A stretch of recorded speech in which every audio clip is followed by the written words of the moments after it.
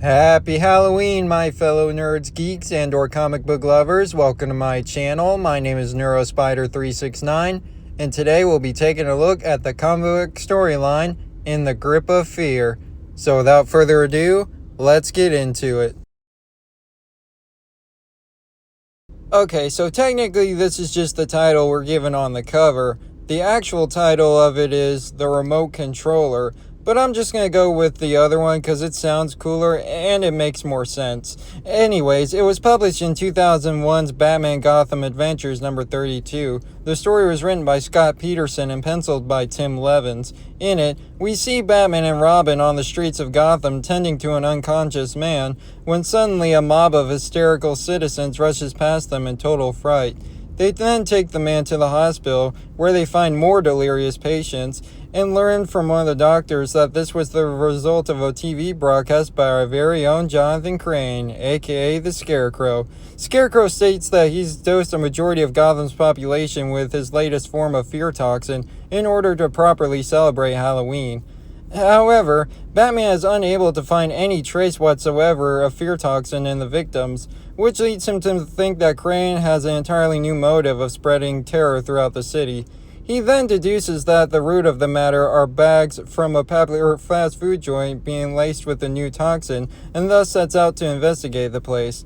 Upon arriving, he's greeted by a staff of frantic employees who lunge towards him and attack Batman in a panicked state before the Dark Knight subdues them with hardly any effort.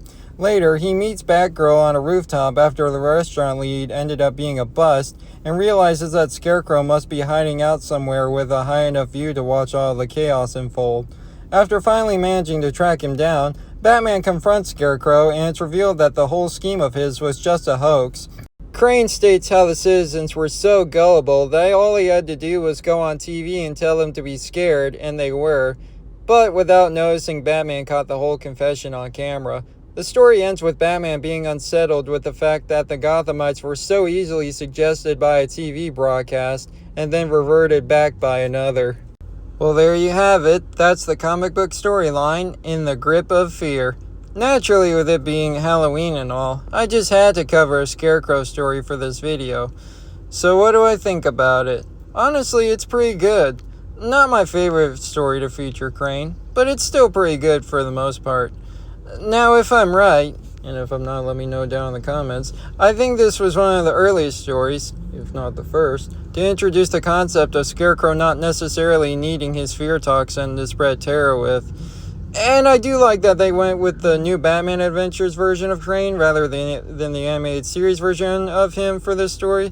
The concept fits him a lot more for him, given he's become more horrifying by this point, especially when his voice was changed from Henry Pollock III to Jeffrey Combs, aka the best horror icon / voice actor ever.